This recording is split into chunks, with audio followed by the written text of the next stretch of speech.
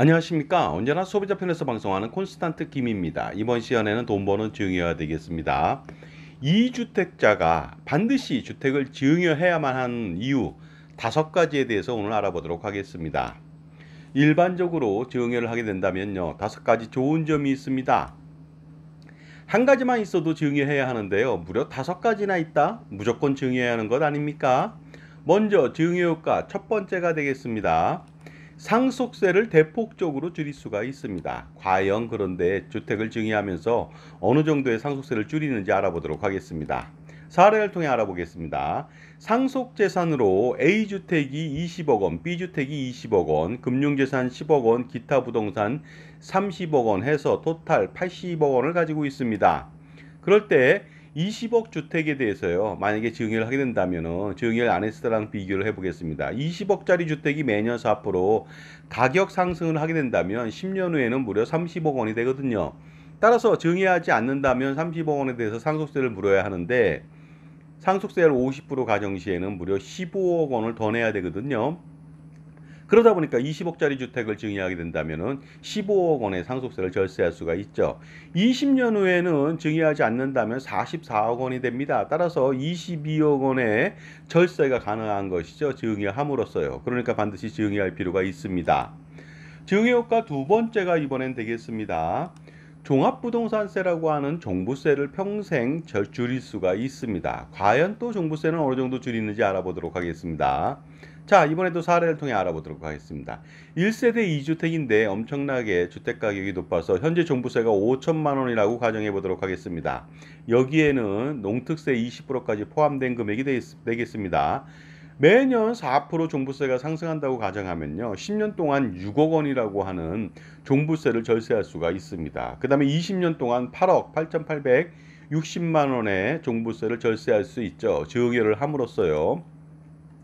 그리고 또 증여를 함으로써 수증자와 증여자는 1세대 1주택자가 됩니다. 그렇게 된다면은요, 종부세 세액공제로 최대 80% 감면까지 가능하거든요.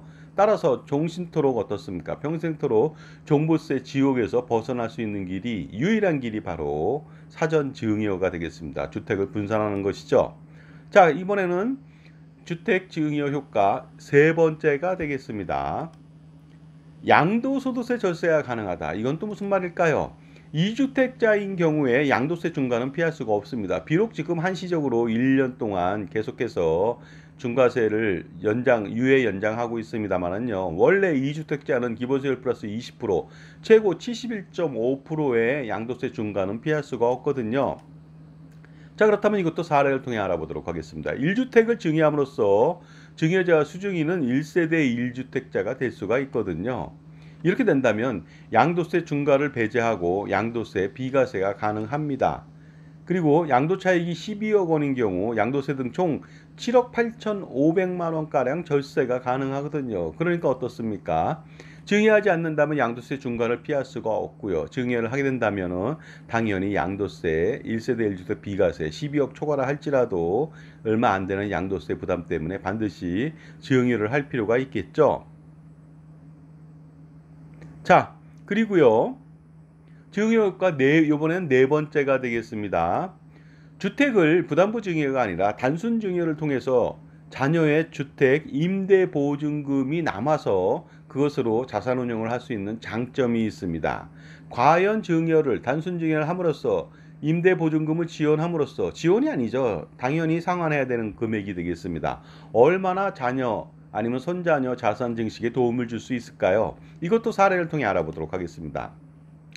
만약 20억짜리 아파트를 자녀 가족 4명한테 증여한다고 가정해 보겠습니다. 자녀한테 5억 5천, 자녀 배우자한테 5억 1천만 원. 그러면 증여세는 9천만 원씩 나오고요. 손자녀 2명한테 4억 7천씩 2명한테 증여하게 된다면 세대승량 할증세에 포함해서 9,620만 원 각각 증여세 나오게 됩니다. 따라서 총 어떻습니까? 4명한테 증여하는 경우에는 증여세가 3억 7,240만 원 나옵니다. 취득세 8천만 원 포함해서 총 4억 5,240만 원이 나오겠죠. 하지만 전세보증금 12억 원이 들어있다고 가정한다면 12억 원을 어떻습니까? 상환해 줘야 돼요. 자녀 가족한테.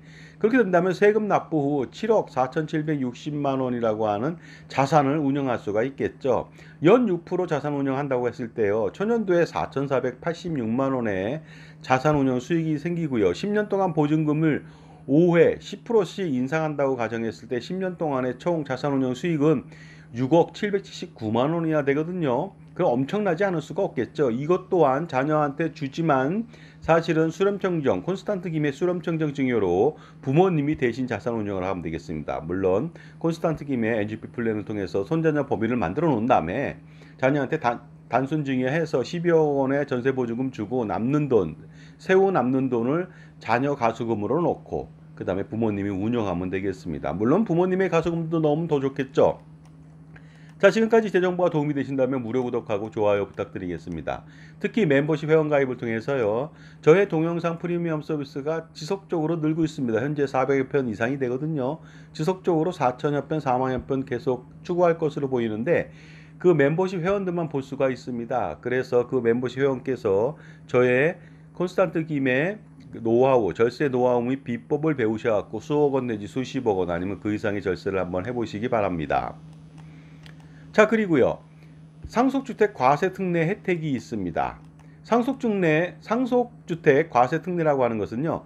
1세대 1주택인 경우에 상속주택을요. 상속 후 5년 내에 양도할 때는 양도세 중과를 배제한다는 그런 내용이 되겠습니다. 물론 상속주택이죠. 기존 주택은 언제 팔아도 양도세 비과세가 가능합니다. 단 상속 후 상속주택은 5년 이후에 양도하면 중과세를 피할 수가 없으니까 그것만 조심하면 되겠습니다. 그러니까 어떻습니까? 1세대의 2주택인 상태에서 1주택을 자녀한테 준다. 그러면요. 주택이 하나만 남죠. 부모님은. 그랬을 때 상속이 발생된다면 자녀가 그 주택을 받았을 때는요. 상속주택 과세특례 적용을 받아서 상속주택에 대해서는 5년 내에 팔아도 양도세 중과가 없고요. 기존 주택은 뭐 언제 팔아도 비과세고요. 그 다음에 어떻습니까? 5년 이후만 안 팔면 되는데요. 그럴 때는 아주 효과적인 방법이 있죠. 자기 주택을 먼저 판다면 비과세가 되는 것이죠. 그런 다음에 상속주택에 살면서 나중에 비과세 혜택을 볼 수 있으니까 상속주택을 받는다면 두 주택 다 비과세가 된다는 것이 되겠습니다.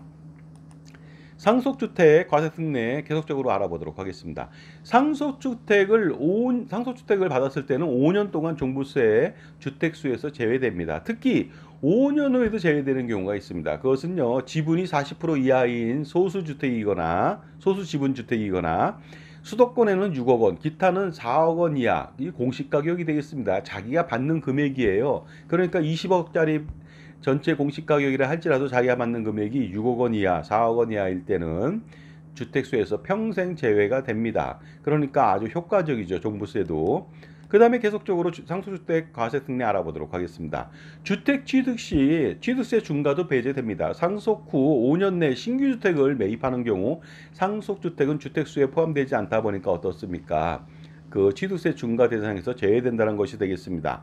5년 후에도 상속주택에 혹시라도 소수지분을 받은 상속인이 있다면 그때도 마찬가지로 주택수에서 제외되니까 언제 주택을 취득하더라도 주택 취득세 중과는 피할 수가 있다는 장점이 있습니다.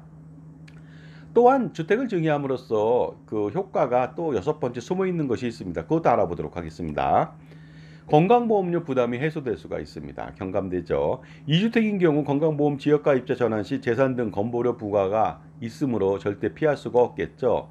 따라서 1주택을 증여하게 된다면 평생 건강보험료 부담에서 경감될 수가 있습니다. 특히 콘스탄트 김의 NGP 플랜을 통해서 평생 건강보험료를 절감할 수가 있는 장점이 있습니다. 자, 그러니까요. 솔루션은 이것이죠. 1주택 증여 후 전세보증금에 대해서 자산운용 및 그 다음에 부모님의 가수금을 부모님이 어떻습니까? 확실하게 핸들링하는 것이죠. 재산권을 잃지 않고서 하는 것이 되겠습니다. 그러기 위해서는요. 어떻습니까? 주택을 증여하면서 콘스탄트 김의 수렴청정 증여로 증여 약정을 맺고서 가수금 전세보증금 남는 금액에 대해서 자녀들 가수금으로 자기가 활용을 하고요. 부모님이 자산 운영하고 본인의 자산들도 가수금으로 운영하게 된다면 어떻습니까? 재산권을 끝까지 행사하지만 상속세는 확실하게 절세할 수가 있겠죠.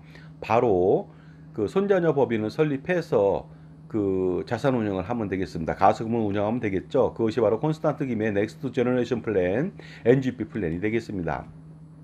자산가라면 엄청난 고민이 엄청 많습니다. 제가 봤을 때 저는 3,300여 차례 VIP 컨설팅 경력이 있습니다.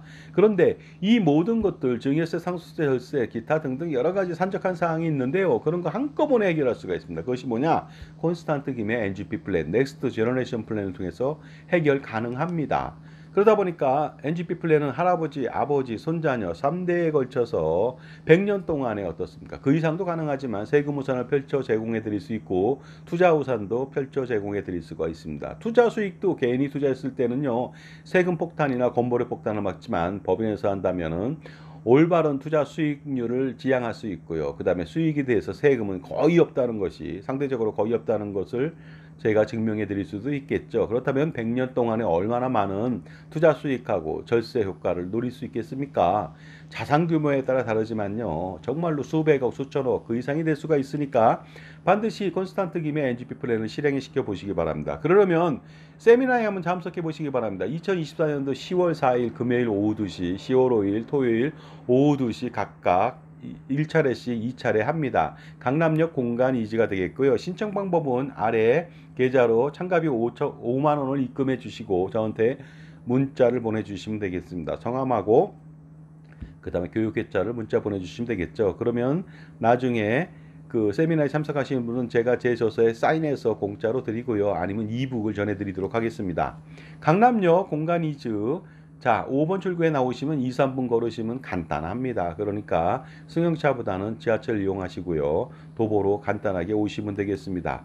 자, 지금까지 주택을 증여하게 된다면 5가지 좋은 효과에 대해서 말씀드렸습니다. 물론 숨어있는 6가지 혜택도 있죠. 그러니 반드시 효과적으로 증여간의 세금을 줄이고요. 증여 후에 재산권을 행사하고 그 다음에 100년 동안의 세금을 줄이는 콘스탄트 김의 NGP 플랜을 같이 병행해 보시기 바랍니다. 감사합니다.